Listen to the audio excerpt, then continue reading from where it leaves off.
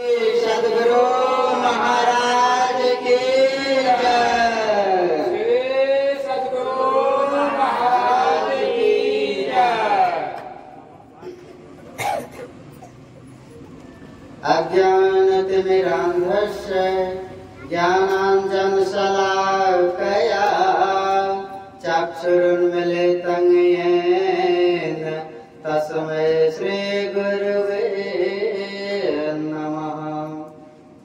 गुरुः ब्रह्मा गुरुः विष्णुः गुरुः देवो महेश्वरः गुरुः साक्षात् परं ब्रह्म तस्मै श्री गुरुवे नमः। वन्दे मेहिं जगद्गुरुं नमामि तुभ्यं सद्गुरु स्वरूपं सर्वधारं परं तत्त्वरूपे नमामि नमामि नमामि नमामि। श्री सद्गुरु महाराज की जय। अव्यक्त रूप में परमाराध्य गुरुदेव को के श्री चरणों में नमन। व्यक्त रूप में मंचस्थ पूज्य बाबागण, वंदनीय समस्त साधु समाज, समस्त ग्रामवासियों, नगर निवासियों, आप समस्त सदात्माओं को नमन वंदन। उपस्थिति तो बहुत है, सत्संग सुनने के लिए कितने लोग तैयार हैं? अगर आप लोग सत्संग सुनने के लिए तैयार हैं तो एक बार हाथ उठाकर जयकारा लगाइए तो श्री सद्गुरु महाराज की जय। देखिए, आज का जो विषय है ना, बड़ा गंभीर विषय है। ईश्वर का स्वरूप बड़ा गंभीर विषय है और गंभीर विषय है, इसलिए थोड़ा सा नीरस भी है। नीरस है यह विषय, तो थोड़ा सा धीरज धर करके सुनना पड़ेगा, मन को अस्थिर करके सुनना पड़ेगा, क्योंकि यह विषय बड़ा महत्वपूर्ण है। आज देखते हैं दुनिया में कितने सारे मत है, पंथ है, संप्रदाय है, मजहब है। क्यों है इतने सारे मत, पंथ, मजहब, संप्रदाय क्यों है? सिर्फ एक यही कारण है, ईश्वर स्वरूप का निर्णय सही नहीं होगा। हम कहते हैं कुछ और, फलाने संप्रदाय वाले कुछ और, फलाने संप्रदाय वाले कुछ और। भिन्न मान्यता के कारण ही इतना ज्यादा संप्रदाय हो गया है। एक बार संत मत के नजरिए से, संत मत के दृष्टिकोण से एक बार ईश्वर के स्वरूप को समझ जाइए तो दो बातें स्पष्ट हो जाएगी। एक तो आपको यह विश्वास हो जाएगा कि संत मत वैज्ञानिक मत है, बिल्कुल विज्ञान सम्मत है। देखिए, अभी आप लोग हाथ उठाकर जयकारा लगाए हैं कि हम सत्संग सुनने के लिए तैयार हैं, लगाए हैं ना। आप जब बीच में गप करेंगे तो उल्टा बात में हो जाएगा, इसलिए हाथ उठा करके आप लोग यह वचन दिए हैं कि हम सत्संग सुनने के लिए तैयार हैं। तो बीच में आप लोग बातचीत मत करिए, इधर उधर किसी का नजर नहीं। श्रोता वक्ता का जब नजर मिलता है ना, तब असली सत्संग होता है। इसलिए सबका ध्यान इधर होना चाहिए। उसमें भी यह विषय बड़ा गंभीर है। आज का विषय कितना गंभीर है आप लोग जान ही रहे हैं। तो ईश्वर स्वरूप को संत मत के सत्संग में आकर समझ लीजिए तो पता चल जाएगा। संत मत जो है ना, ये मान्यता पर आधारित मत नहीं है कि हमने कह दिया और आप मान लीजिए, सो बात यह नहीं है। परमात्मा ने आपको करोड़ों का दिमाग दिया है, इतना महंगा तर्क शक्ति दिया है, इसका इस्तेमाल करिए, दिमाग का इस्तेमाल करिए। ऐसा नहीं कि फलना साधु उधर से आया कह दिया मान लो भगवान ऐसा होता है, हम भी मान लिए भगवान ऐसा होता है। नहीं, यह मूर्खों का काम है। तो परमात्मा ने इतना महंगा दिमाग काहे के लिए दिया? बक्सा में बंद करके रखने के लिए। दिमाग का इस्तेमाल करिए और ईश्वर के स्वरूप को जानिए। एक बार ईश्वर के स्वरूप को सही समझ गए ना, तो जितने मत पंथ संप्रदाय की भावना मन में है ना, सब डिलीट हो जाएगा, सब मिट जाएगा और सब मिटे एके रहे ना, तब एक ही मत रह जाएगा, वह असली परमात्मा का मत होगा। क्योंकि परमात्मा एके ठो है और उस परमात्मा के पास जाने का रास्ता भी एके ठो है, तो मत बहुत कैसे हो जाएगा? कैसे बहुत मत हो जाएगा? नहीं समझते हैं, इसीलिए बहुत मत नहीं समझते। तो समझिए, ईश्वर स्वरूप को समझिए। ईश्वर का स्वरूप क्या है? लोगों को ईश्वर स्वरूप समझने का फुर्सत नहीं, और दंगा फसाद फैलाने के लिए, लड़ाई झगड़ा करने के लिए, हम बड़ो का हम बड़ो, हमारा संप्रदाय बड़ा, हमारा मत बड़ा, हमारा धर्म बड़ा, इसके लिए खूब फुर्सत है लोगों को। देखिए ना कितना दंगा फसाद करेगा, इसके लिए खूब फुर्सत है। लेकिन ईश्वर का वास्तविक स्वरूप क्या है और उस तक जाने का रास्ता क्या है, इसको जानने का फुर्सत नहीं है। इसका जो जहाँ विश्लेषण होता है सत्संग में, तो वहाँ बैठने का फुर्सत नहीं है लोगों को, तब एक सा काम याद आ जाता है। संजोग से उपस्थिति बढ़िया है, आप लोग ध्यान दे करके सुनिए। वैसे ईश्वर स्वरूप के बारे में मैं क्या कहूँ, एक बार भगवान श्री राम प्रभु ने पूछ दिया महर्षि वशिष्ठ से, गुरुदेव ईश्वर स्वरूप के बारे में बताने की कृपा कीजिए। तो महर्षि वशिष्ठ चुप रहे। कुछ देर के बाद फिर पूछते हैं, गुरुदेव ईश्वर स्वरूप को बताइए।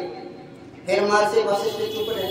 कुछ देर के बाद फिर भगवान कहते हैं, गुरुदेव आप हमसे रुष्ट हो गए हैं क्या? आप हम पर नाराज हैं क्या? कहते नहीं राम। तो कहते कितने देर से पूछ रहे हैं कि ईश्वर स्वरूप के बारे में कुछ कहिए, लेकिन आप तो कुछ कहते ही नहीं। कहते कैसे नहीं कहता हूँ? तभी से कह रहा हूँ, जब से तुम पूछ रहे हो तभी से कह रहा हूँ। कहते आपने तो एक शब्द भी नहीं कहा। कहते हैं देखो राम, ईश्वर स्वरूप का वर्णन करना मतलब चुप रहना। ईश्वर स्वरूप के बारे में मैं कैसे कहूँ? गुरु महाराज की वाणी अभी सुन रहे थे ना, प्रभु वर्णन में आगे मान। तो जब परमात्मा वर्णन में आने योग्य ही नहीं है, तो परमात्मा का वर्णन करना, ईश्वर स्वरूप का वर्णन करना मतलब चुप हो जाना। लेकिन चुप हो जाएंगे तो काम चलेगा? चुप हो जाएंगे तो भी काम नहीं चलेगा, तो क्या करेंगे? कबीर साहब कहते हैं, जस कथिए तस होत नहीं, जस है तैसा सोए, कहत सुनत सुख उपजे अरु परमारथ होए। वाणी से हम जैसा कहेंगे परमात्मा, वास्तव में वैसा है नहीं, वो तो जैसा है वैसा ही है। लेकिन फिर भी कुछ कहने और सुनने से क्या होता है? आनंद होता है, सुख मिलता है, हृदय में भक्ति की भावना जागृत होती है, भक्ति की भावना बलवती होती है, साधक आगे बढ़ते हैं। इसलिए कहने सुनने का रिवाज है, कहने सुनने की प्रथा है। इसलिए कुछ न कुछ कहना ही चाहिए ईश्वर स्वरूप के बारे में, जहाँ तक बन पड़े कहना ही चाहिए। देखिए एक जगह सत्संग हो रहा था और वहाँ पर भी संजोग से ईश्वर स्वरूप पर ही पाठ हुआ और उसी पर प्रवचन चल रहा था। तो एक युवक जो बराबर सत्संग में आया करते थे, तो एक दिन उसने अपने एक साथी को बुझा समझा करके लाया सत्संग में। अरे चलो न जी, टाइम पास क्या करते हो इधर चुरा, चलो सत्संग में बैठ करके कुछ ज्ञान भी होगा। बड़ा आग्रह करके अपने मित्र को ले आया सत्संग में, लेकिन वह सत्संगी तो था नहीं, सत्संग का तौर तरीका तो जानता था नहीं। लेकिन अपने मित्र की बात पर आ गया। बाबा जब इस तरह से प्रवचन करने लगे, ईश्वर स्वरूप के बारे में बता रहे थे, तो बीच ही में वह उठ जाता है। वह युवक जो आज पहली बार सत्संग में आया था, बीच ही में वह युवक उठ जाता है, खड़ा हो जाता है और कहते बाबा इतने देर से जो आप ईश्वर के बारे में कह रहे हैं, क्या आपने ईश्वर को देखा है? क्या ईश्वर है? अभी तक तो बचपन से अभी तक हमको कहीं ईश्वर नजर नहीं आया, और आप इतना ईश्वर के बारे में कहते जा रहे हैं, कहते जा रहे हैं, कहते जा रहे हैं। क्या हकीकत में ईश्वर होता है? बाबा ने क्या किया, एक डंडा खींच दिया उसको कबाड़, कहा नालक बीच में बोलता है, एक डंडा खींच दिया उसको। अब वो युवक तो नाराज होकर के जाने लगा, जाने लगा। तब उसका मित्र ने उसको समझा बुझा कर फिर बैठाया। दादू जाने ना कोई संतों की गति हुई। अरे साधु संतों की गति बड़ी अजीब होता है, कौन जान सकता है? साधु संत लोग किस तरीके से कौन बात समझा दे। इसलिए बैठ करके सुनो, अभी मत जाओ। उसको फिर बुझा समझा करके बैठाया। बाबा कहते हैं, अरे बालक, चोट तो बड़ा जोर से लगा होगा। कहते हैं, हाँ बहुत जोर से चोट लगा। कितना दर्द हो रहा है? कहते बड़ा दर्द हो रहा है। देखे किधर दर्द हो रहा है? कहते इधर तो कहीं कोई दर्द नहीं नजर आता है। तुम कहते हो बड़ा दर्द हो रहा है, दर्द तो नहीं नजर आता। कहते बाबा क्या आप कहते हैं, दर्द कहीं नजर आता है? अच्छा नजर नहीं आता, रुको रुको हाथ से छू करके देखते हैं तुम्हारा दर्द कैसा है। कहते क्या बात करते हैं बाबा, दर्द कहीं हाथ से छुआ जाता है? अच्छा हाथ से भी छू करके पता नहीं चलेगा, तो रुको रुको हम कान से सुन करके देखते हैं तुम्हारा दर्द कितना। कहते क्या बाबा आप भी क्या कहते हैं, कान से कहीं दर्द पता चलेगा? अरे कान से भी दर्द नहीं पता चलेगा, तो नाक से सुन करके तो पता चलेगा ना। कहते नहीं नहीं नाक से सुन करके भी पता नहीं चलेगा। अच्छा तब जीभ से चाट करके तो पता चलेगा। क्या बाबा आप क्या बार बार कहते हैं, कहीं जीभ से दर्द का पता चलेगा? कहते नालायक, तो इसके अलावा कौन सा अंग है तुम्हारे पास? इसके अलावा कौन सा अंग दिखाओ तो जिस अंग से मैं तुम्हारे दर्द को महसूस कर सकूं, समझ सकूं, पता कर सकूं। यही तो अंग दिया है परमात्मा ने। अरे 5 ज्ञानेंद्रिय है ना ज्ञान करने के लिए, रूप रस गंध स्पर्श को जानने के लिए। इसके अलावा कौन सी इंद्रिय है हमारे पास? तो हमारी यही कमी है, हमें यही कमी है कि परमात्मा ने हमें इतने ही अंग दिए हैं ज्ञान करने के लिए। हमको तो हाथ भी है, अब बैल को हाथ नहीं है इसलिए हाथ वाला काम नहीं कर पाता है, कुत्ता को हाथ नहीं है हाथ वाला काम नहीं कर पाता है। तो जिस तरह से हाथ के अभाव में चिड़िया हाथ का काम नहीं कर सकता, जानवर हाथ का काम नहीं कर सकता, उसी तरह से ईश्वर को जानने वाली इंद्रिय हमारे पास नहीं है, इसीलिए हम ईश्वर को इन इंद्रियों से नहीं जान सकते। क्योंकि सारे इंद्रियों का काम फिक्स है, सारे इंद्रियों का काम निश्चित किया हुआ है। आंख से आप संसार की चीजों को देख सकते हैं, दर्द को नहीं देख सकते। कहते अब तुम ही बताओ, जब इन अंगों से हम तुम्हारे दर्द को नहीं देख सकते, तो जो दर्द से भी महीन है, दर्द से भी सूक्ष्म है, उस परमात्मा को कैसे देख लोगे? कैसे देख लोगे उस परमात्मा? अब तो उस युवक को लगने लगा, अरे अब तक तो हम अंधेरे में जी रहे थे, अंधेरे में जी रहे थे, हमने कभी इस बात पर तो विचार किया ही नहीं। अभी ग्रंथ पाठ भी वही हुआ है। भगवान जंगल गए हुए हैं और महर्षि वाल्मीकि के आश्रम में पहुंचे हुए हैं। तब भगवान ने वाल्मीकि जी महाराज को पूछ दिया कि देखिए इस जंगल में तो 14 वर्ष हमको रहना है और आप तो बहुत दिन से रहते हैं, आपको तो अनुभव होगा जंगल का, तो हमको भी एक उचित जगह बताने दीजिए जहाँ हम भी रहेंगे। महर्षि वाल्मीकि कहते हैं ये हमको ये भंडारा खाने वाले साधु समझते हो? अरे हम अपने लहजे में कह रहे हैं, आप थोड़ा सा समझ लीजिए। ये टाइम पास करने वाले साधु हमको समझते हो कि नकली वेशभूषा बना करके जंगल में बैठे हुए हैं? हे राम, तुम कहाँ नहीं हो पहले यह बता दो हमको, तब हम बताएंगे तुमको कि तुमको रहना कहाँ है। तुम पहले यह बता दो कि तुम कहाँ नहीं हो। पूछे हूँ मोही की रहा हूँ कहाँ, अब मैं पूछत सकुचाओ, आज जहाँ न हो कहाँ देहू कहीं, तुम्हें ही देखा वही ठाव, तब मैं तुम्हें ठाव दिखाऊंगा, जगह दिखाऊंगा रहने। हे राम, हमको ठगने के लिए आए हो? जग पेखन तुम देखनी हारे, आ विधि हरि शंभु नचावनी हारे। हे राम, समस्त संसार तमाशा है, दृश्य है। सिनेमा हॉल में तो कभी आप लोग गए होंगे सिनेमा देखने के लिए, मोबाइल में भी देखते हैं, लेकिन सिनेमा हॉल की बात करिए तो पर्दा पर जिस समय चलते रहता है रील, सिनेमा चलते रहता है, आप कुर्सी पर बैठ करके जो देखते रहते हैं।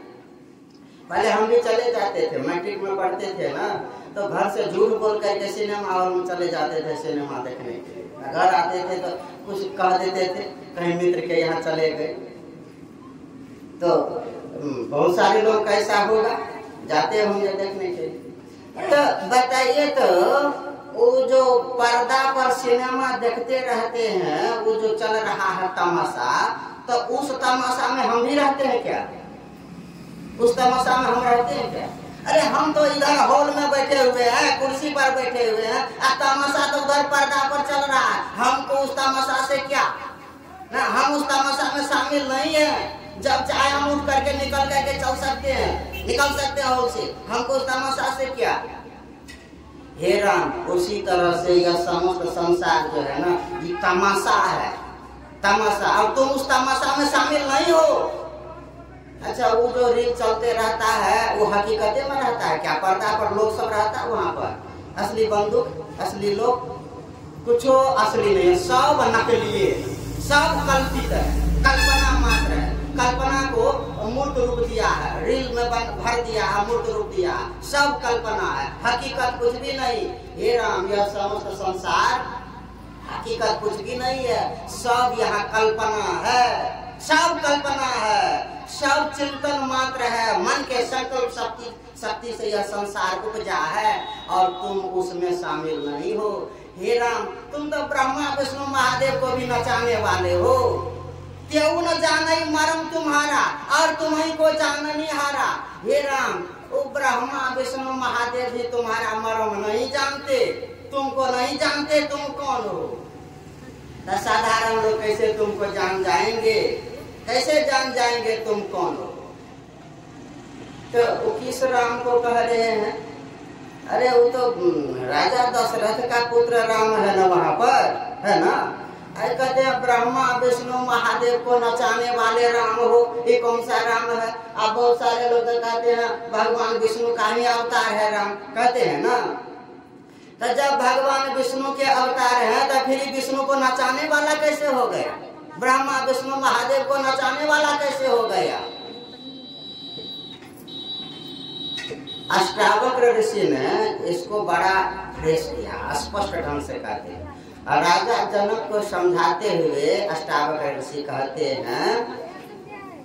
हैं न पृथ्वी न जलम वायु द्यो न वा भवान ऐसान साक्षी मात मातम मानम चिद रूपम विधि मुक्तये। हे राजन, आप पृथ्वी नहीं है, आप जल नहीं है, आप वायु नहीं है, आप अग्नि नहीं है, आप आकाश नहीं है, आप चैतन्य स्वरूप इन सब के साक्षी मात्र हैं। आप ये नहीं है। यह शरीर कौन चीज से बना है? इन्हीं सब चीजों से न बना है। क्षिति जल पावक गगन समीरा पंच रचित अति अधम शरीरा, इन्हीं 5 मसाला से यह शरीर बना है। और अष्टावक्र ऋषि कहते, हे राजन, इन 5 में से आप कुछ भी नहीं है। न तम विप्रादिको वर्णो नाश्रमे नाक्ष गोचरः असंगो असि निराकारो विश्व साक्षी सुखी भव। हे राजन, आप ब्राह्मण क्षत्रिय वैश्य शूद्र कुछ भी नहीं है ना, कोई जाति आप नहीं है। कहते हैं फलना तो क्या कहते हैं जादव है, फलना तो सौ है, फलना तो मेहता है, फलना तो ब्राह्मण है, फलना तो राजपूत है। अरे कुछ भी नहीं है। इस ज्ञान के अभाव में समझते हैं आप।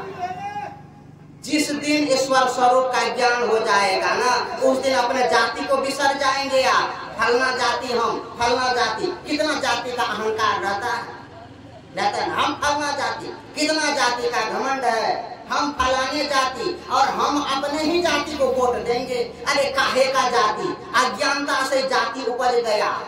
अज्ञानता के कारण ब्राह्मण क्षत्रिय वैश्य शूद्र उपज गया है। अज्ञानता के कारण जितना जाति देख रहे हैं ना, सब अज्ञान का उपज है। ज्ञान हो जाए एक बार तो सारा जातिवाद समाप्त हो जाएगा, एक बार ज्ञान हो जाए तो। अष्टावक्र ऋषि कहते हैं, हे राजन, आप ब्राह्मण नहीं है, आप क्षत्रिय नहीं है, आप वैश्य नहीं है, आप शूद्र नहीं है, ना तुम विप्रादिको वर्णो, कोई वर्ण नहीं है आप, ना श्रमी, आप कोई आश्रमी नहीं है। अज्ञानता के कारण आश्रम उपज गया है। हम ब्रह्म क्या कहते हैं, ब्रह्मचारी, हम गृहस्थ, हम वानप्रस्थी, हम सन्यासी। अरे काहे का ब्रह्मचारी, काहे का गृहस्थ, काहे का सन्यासी, कौन चीज का? इस शरीर का न है। आप क्या, आप शरीर है? जब से जन्म हुआ शादी नहीं हुआ कहते हैं ब्रह्मचारी।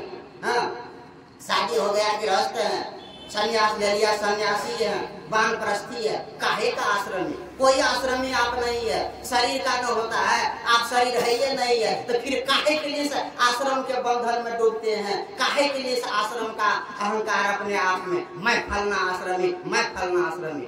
नाश्रमी, हे राजन आप कोई आश्रमी नहीं है। नाक्ष गोचरः, इन इंद्रियों के पकड़ में आने वाले आप नहीं है। आप इंद्रियों से दिखाई पड़ने वाले नहीं है, इंद्रियों से समझ में आने वाले नहीं है। नाक्ष गोचरः असंगो असि निराकारो, हे राजन आप असंग है, आपका किसी से संग नहीं हो सकता। कैसे आपका संग किसी से हो जाएगा? संग हो सकता? आकाश का किसी से संग होता है? एक बात बताइए तो, ये आसमान में, आकाश में, घर में आग लग जाता है, आकाश में है ना घर में आग लग जाता है, घर जल जाता है, तो आकाश भी जल जाता है कि नहीं? आकाश नहीं जलता है। क्यों? आकाश घर में संग नहीं है, आकाश और घर संग संग नहीं है। आकाश में घर है लेकिन आकाश का घर संग संग नहीं है। क्यों नहीं है? आंधी चलती है आकाश में, आकाश गंदा हो जाता है क्या? बारिश होती है आकाश में, आकाश भीग जाता है क्या? नहीं भीगता, क्योंकि आकाश सबसे सूक्ष्म है, मिट्टी से सूक्ष्म है, पानी से सूक्ष्म है, हवा से सूक्ष्म है, अग्नि से सूक्ष्म है, सबसे सूक्ष्म है आकाश। इसीलिए आकाश का किसी से कोई संग नहीं। आप सबसे सूक्ष्म है। आप जो परमात्मा के अंश जीवात्मा है ना, चेतन आत्मा है ना, आप सबसे सूक्ष्म है। इसीलिए आपका किसी से कोई संग नहीं। असंगो असि निराकारो, हे राजन आप निराकार हैं, परमात्मा निराकार है। अच्छा एक बात बताइए, सोना का टुकड़ा सोने रहता है कि चांदी हो जाता है? सोने रहेगा ना? कितनो छोटा टुकड़ा कर दीजिए सोना का, वो सोने रहेगा, चांदी का भी नहीं होगा। तो परमात्मा के अंश आप है ना, ईश्वर के अंश आप है ना, तो ईश्वर के अंश आप है तो ईश्वर ही रहेंगे कि कुछ और हो जाएंगे? आप ईश्वर ही हैं। और सोना का टुकड़ा तो टूट करके अलग होता है, परमात्मा का टुकड़ा संभव है? कहते हैं परमात्मा अनंत है ना, परमात्मा क्या कहते हैं? अनंत है। अब बताइए, इस गमछी को यहाँ से हम काट करके दो टुकड़ा कर लिए, बीच में खाली जगह हुआ, तब न दूसरा होगा, अलग अलग होगा दोनों टुकड़ा, तब न खाली, बीच में खाली जगह होगा, दोनों टुकड़ा अलग अलग होगा।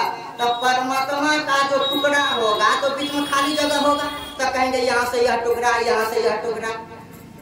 तो जब दोनों टुकड़ा के बीच में खाली जगह हुआ तो वह इसका मतलब परमात्मा नहीं है। तो परमात्मा से खाली जगह हो गया ना, वहाँ हुआ कि नहीं? बताइए, अब परमात्मा से कहीं खाली जगह है क्या? इसीलिए परमात्मा का टुकड़ा कभी संभव नहीं है, परमात्मा का टुकड़ा नहीं हो सकता। तो परमात्मा के अंश हम जरूर हैं, लेकिन सिर्फ कहने भर के लिए अंश है, वास्तव में अंश नहीं, भाग नहीं, टूट करके अलग हुआ भाग नहीं, सिर्फ कहने भर के लिए। वह भी अज्ञानता के कारण अंश का भ्रम उत्पन्न हो गया, अज्ञानता के कारण। तो क्या कहते हैं, अभी सुन रहे थे, महर्षि वाल्मीकि कहते हैं, चिदानंदमय देह तुम्हारी, आ विगत विकार जाने अधिकारी। हे राम, तुम चैतन्य स्वरूप हो, आनंद स्वरूप हो, कोई विकार रहित जो पात्र होते हैं ना, सुपात्र, अधिकारी मतलब जानने योग्य, सुपात्र व्यक्ति जो होते हैं ना, वही तुम्हें जान पाते हैं। वही जानते हैं तुम्हें जिसको तुम जाना देते हो, जानत तुम ही हो जाई। हे राम, तुमको जो जान लेता है ना, वह तुम ही हो जाता है। हम प्रभु प्रभु हम एक ही होई, द्वंद अद्वैत रहे नहीं कोई। कबीर साहब कहते हैं, सब घट मेरा साइया, खाली घट ना कोई, अब बलिहारी हुआ घट की, जा घट प्रगट हुए। भगवान कृष्ण कहते हैं, अहम आत्मा गुणाकेश सर्वभूतानि संस्थितम। हे गुणाकेश, हे निद्राजयी अर्जुन, सुनो, हम आत्मा के रूप में सभी जीवों में वास करते हैं। परमात्मा आत्मा के रूप में सभी जीवों में वास करते हैं। अहम आत्मा गुणाके सब भूतानि संस्थितम्। तो वह परमात्मा को जानना चाहते हैं तो आत्मा को जान लीजिए। तो वही कबीर साहब कहते हैं, सब घट मेरा साइया, खाली घट ना कोई। सब जगह तो परमात्मा है, लेकिन बलिहारी वह घट की जागट प्रगट होए। अग्नि है ना, सब लकड़ी सब में अग्नि है कि नहीं? जलावन में अग्नि है तब न जलता है। तो बांस का खूंटा पर जो घर बनाए हुए हैं तो घर में आग लग जाना चाहिए कि नहीं? अरे उसमें अग्नि है तो आग क्यों नहीं लगता है? आज चूल्हा में देते हैं तो खूब जलता है। अरे उसमें अग्नि है लेकिन प्रकट नहीं है।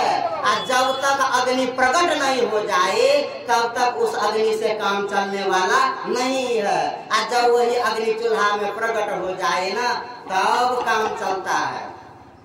अभी समय नहीं हुआ है, पहले मत करिए, हम भी मोबाइल देखते हैं। श्री सद्गुरु महाराज की जय। देखिए जमराज नचिकेता को उपदेश देते हुए कहते हैं, वायु थैको भुवनम प्रविष्टो रूपम रूपम प्रतिरूपो बभूवः एकस तथा सर्वभूतांतरात्मा रूपम रूपम प्रतिरूपो बहिश्च। इस तरह से बहुत सारे बैलून में हवा भर दीजिए, टाटियों में हवा भर दीजिए तो उसमें भी हवा है भरा हुआ, और उससे बाहर भी कितना हवा है कोई ठिकाना नहीं, है ना? उसी तरह से वह परमात्मा सबके अंदर का आत्मा है और सबके बाहर भी कितना विशाल उसका क्षेत्र है, उसका कोई ठिकाना नहीं। इसी तरह से परमात्मा है। तो उस परमात्मा को तो कहते हैं, हे राम तुम तो लीला करने के लिए, कल्याण के लिए, धर्म की स्थापना के लिए आए हुए हो। किस तरह से? अच्छा एक बात आप लोग कहिए, ये कुर्ता जो हम पहन लिए तो हम कुर्ते हो गए कि नहीं? नहीं हुए, कुर्ता नहीं हुए। कार पर जब हम बैठ जाते हैं तब हम कारे हो जाते हैं कि नहीं? नहीं हो जाते। उसी तरह से इस शरीर में हम आ गए हैं तो हम जब शरीर नहीं हो गए। भगवान राम के शरीर में, वो जब दशरथ के बेटा के शरीर में भगवान आ गए हैं, परमात्मा आ गए हैं, तो परमात्मा वह शरीर नहीं हो गया है। जथा अनेकन भेष धरी नृत्य करे नटकोय आ सोई सोई भाव दिखावही आपुन हुए न सोई, वह वही नहीं हो जाता है। तो जो व्यक्ति शरीर को ही परमात्मा समझते हैं वही संसार में झंझट करते हैं, बखेड़ा करते हैं। मेरा भगवान तो कृष्ण है, मेरा भगवान तो राम है, मेरा भगवान तो महादेव है, मेरा भगवान तो भगवती दुर्गा है, मेरा भगवान तो भगवती काली है, मेरा भगवान तो भगवती सरस्वती है, मेरा भगवान तो विश्वकर्मा भगवान है, मेरा भगवान तो सखा शंभुनाथ है, मेरा भगवान तो गहिल माता है ना। यह अज्ञानता किसको होता है? जो शरीर को ही परमात्मा समझते हैं। याद रखिए, कार में बैठने से हम कार ही नहीं हो जाते। चलिए, परमात्मा की भी मर्जी थी, समय भी हो गया है। इतने ही के साथ दो शब्द कहना था। घरवास के अवसर पर सत्संग का आयोजन हुआ है।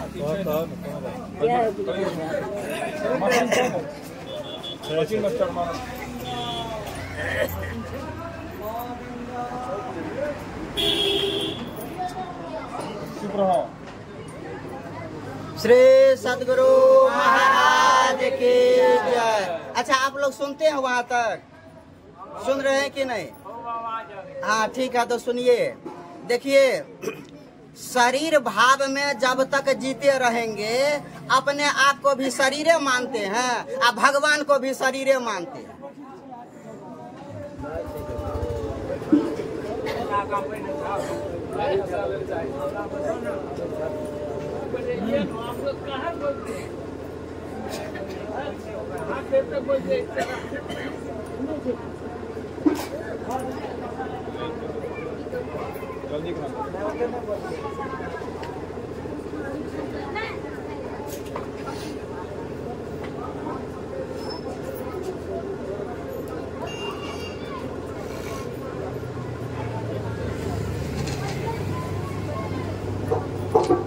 श्री सद्गुरु महाराज की जय।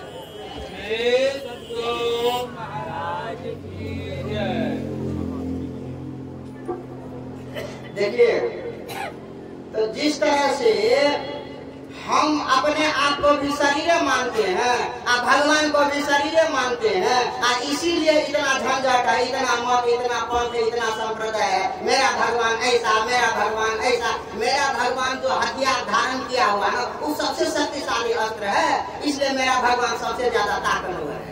तो जब तक शरीर भाव में जीते रहेंगे, अपने को भी भगवान को भी शरीर मानते रहेंगे, तब तक अज्ञानता में जीते रहेंगे, और तब तक ढेर सारे मत पंथ संप्रदाय के जाल में फंसे हुए रहेंगे। जब परमात्मा को शरीर स्तर से ऊपर उठ करके, शरीर के ऊपर उठ करके जब समझने लग जाएंगे, आकार रहित तो समझने लग जाएंगे, आकार से परे होकर के जिस दिन समझने लग जाएंगे, उस दिन परमात्मा के सही स्वरूप को जान पाएंगे, और तब सारे झंझट से मुक्त हो जाएंगे। देखिए, गृह प्रवेश के अवसर पर सत्संग का आयोजन हुआ है, शुभ घड़ी है, इससे ज्यादा शुभ घड़ी क्या हो सकता है? धन्य शुभ घड़ी जब होगी सत्संग का। जब सत्संग होता है तो इससे शुभ घड़ी और क्या होगा? आज जहाँ सत्संग का आयोजन हुआ है, होने वाला है, कभी हुआ है, तो वहाँ तो भगवान महादेव भी प्रणाम करते हैं। कथा आप लोग जानते हैं कि जब माता पार्वती के साथ भगवान महादेव जा रहे थे सत्संग में, तो 50 बरस पर से उतर करके उसने धरती माता को प्रणाम किया। तो माता पूछती है, क्या बात है, आप वहाँ भी प्रणाम किए, यहाँ भी प्रणाम करते हैं? कहते, अरे वहाँ पर सत्संग हुआ था वो धरती पर, इसलिए पवित्र है। यहाँ सत्संग होने वाला है, तो जहाँ सत्संग हुआ था वह धरती पवित्र, जहाँ सत्संग होने वाला है वह धरती पवित्र। यहाँ तो अभी प्रत्यक्ष हो रहा है, तो कितना पवित्र यह धरती है। तो इससे बढ़िया गृह प्रवेश के लिए इससे शुभ घड़ी और क्या हो सकता है? इससे बढ़िया उपाय और क्या हो सकता है गृह प्रवेश का? इसलिए सत्संग के द्वारा गृह प्रवेश हो, तो इससे बढ़िया उपाय गृह प्रवेश का दुनिया में और नहीं है। आज जहाँ गुरु महाराज विराजते हैं ना, एक बार गुरु महाराज जहाँ स्थापित हो गए, एक आदमी, बड़े गरीब आदमी थे, उन्होंने कहा, देखिए बाबा, हम तो सत्संग वगैरह कुछ भी जब नहीं करवा सके, घर में गुरु महाराज को ले जा करके फोटो लगा दे गुरु महाराज का, प्रसाद वगैरह चढ़ा दिए गुरु महाराज का, सब संतन की स्तुति कर लिए, सत्संगी आदमी थे, स्तुति प्रार्थना कर लिए, भजन गा लिए, आरती कर लिए, प्रसादी सबको बांट दिए, तो हुआ ना गृह प्रवेश। कहते अब इससे बढ़िया क्या होगा? हमने कहा, गुरु महाराज जब स्थापित हो गए घर में, गुरु महाराज का जब प्रवेश हो गया, तो देवी देव समस्त पूर्ण ब्रह्म परम प्रभु गुरु में करे निवास, तो सबका न प्रवेश हो गया। सब देवी देवता साक्षात पर ब्रह्म परमेश्वर का प्रवेश हो गया घर में, तब गृह प्रवेश इससे बढ़िया क्या होगा?